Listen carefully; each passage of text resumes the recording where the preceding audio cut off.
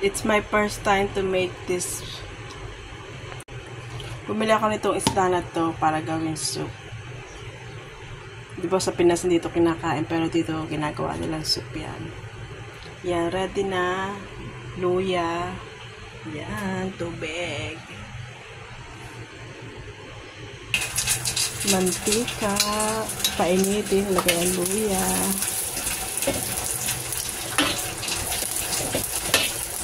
Para iprito ko yung maliliit na isda. Kasi gagawin ko siyang soup. Ayan, ilagay natin yung isda.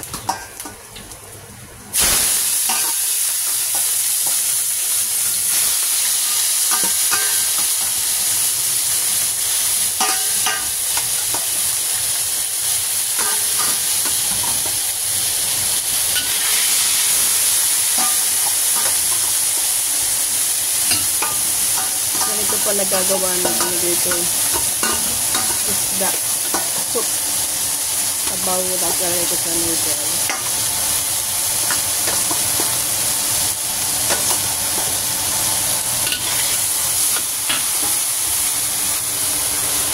Painit ang tubig na init, tapos ilalagay ko dito pa naprito ko na ito lahat.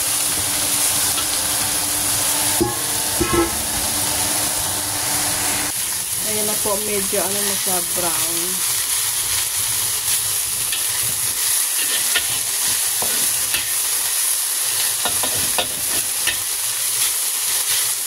Ready na yung tubig na mainit para ilagay. Ready na yung tubig na ilagay. Ilagay na natin yung tubig na mainit.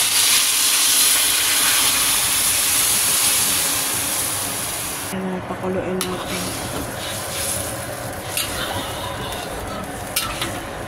First time ko mabili ng isda nito. Hindi ko pa nagagawa ito sa soup. Kasi gagamitin ko yung sabaw sa noodles. Pakuluin lang natin. Lagyan ng ingredients. Tingnan ko kung masarap. Medyo durog-durogin natin para yung lasa is pumunta talaga dun sa sabaw. Sabi niyo ba hindi ito hinuhuli sa atin, hindi kinukuha. Ang dami ito sa ilog eh. Sa lugar namin dati ang dami nito. Tawag dyan namin ibis.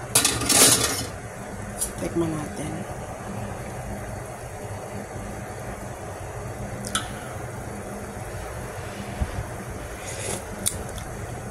Maharap. Ito po, done na to. Tapos na siyang boil. Sasalain ko na siya. Ilagay ko sa kabilang kasarap.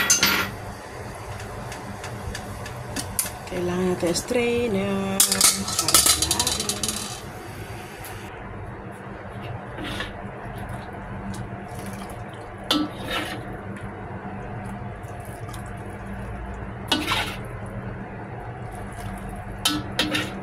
Kailangan salain. Ano sa pa?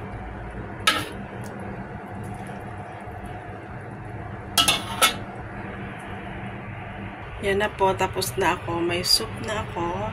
Tapos yung tinik doon. Tatapon ko na lang yung tinik. Kanya lang po magawa ng soup para sa sa noodles.